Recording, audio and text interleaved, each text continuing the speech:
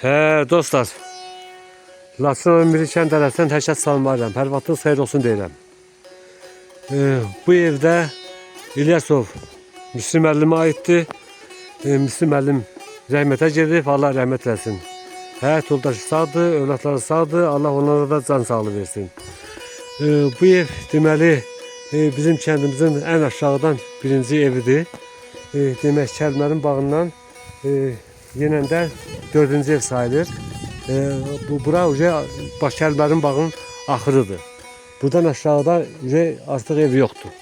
Bu ev hər kəsin xatirindədir. Yəqin ki bizim kəndin buradan bağa gəlib gedən adamları çox adam bu evə dönürdü. Bu evdə bir qismət olsa da çörək kəsirdi və yaxud da bir çay içib yoluna davam edirdi. Burada bizim kəndə getmək üçün bir xeyli yol var. Həm də sərt yoxuşdu deyin.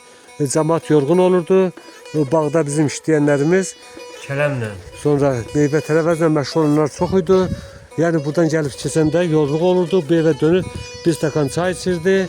Müslüm müəllim, rəhmətli Müslüm müəllim arıçılıqla məşğul idi. Onun deməli balla, deyərəm ki, balla bir dənə çayın içməmiş bu yoldan keçmirdi. İndi rəhmətli Müslüm müəllimin evindən belə çox səliqəli şəkildə tikilmiş ev olub. Ancaq bu ev qardaşı İbrahimin evindən fərqli olaraq bu evdə biraz görüşür ki, belə yerində durur. Erməni milləti bu evə o qədər də ziyan vurmuyor.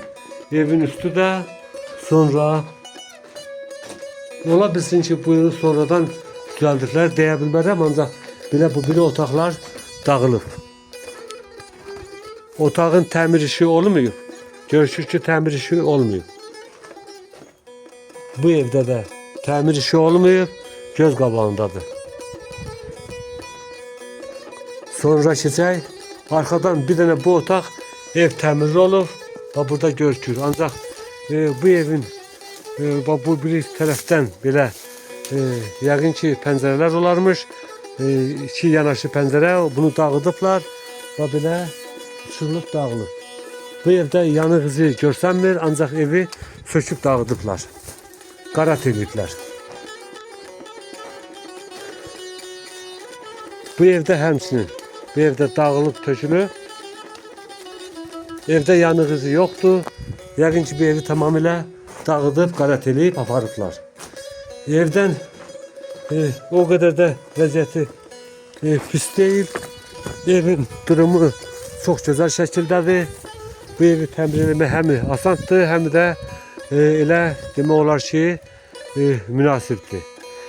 Evin önündə də belə bir dənə alça ağacı və belə özündən bitmədi. Burada bağlar olub, ancaq ki, bağdan heç nə əsərləmək qalmayıb. Bir dənə burada tut ağacının bir balaca gövdəsi görükür. Ondan başqa ağac yoxdur. Bütün hamısını məhv ediblər. Ancaq aşağıdan belə o böyük söyüd ağaçlarıdır. Söyüd ağaçları qiymətli ağac olmadığı üçün bu ağaçlar salamat yerindədir. Demək bu rəhmətli Müslüm müəllim atası Feyzullah kişi olub, Allah rəhmət eləsin. Sonra Feyzullah kişinin qardaşı Fəthullah kişi, Allah ona da rəhmət eləsin. Bax burada 4 evdir. 2 qardaş, 2 qardaş. Rəhmətli Fəthullah kişinin, rəhmətli Feyzullah kişinin övladları olublar. İndi bu deməli evlərin yiyələrindən bir İbrahim kişi sağdır. Allah ona da can sağlığı versin. Allah cəmi ölənlərə rəhmət eləsin. Allah şəhidlərimizə rəhmət, qazilərimizə can sağlığı versin. Allah müzəffər ordumuzu qorusun. Allah Ali Başkomandanımızı qorusun. Bu evlərin 4 evində videosundan bu qədər.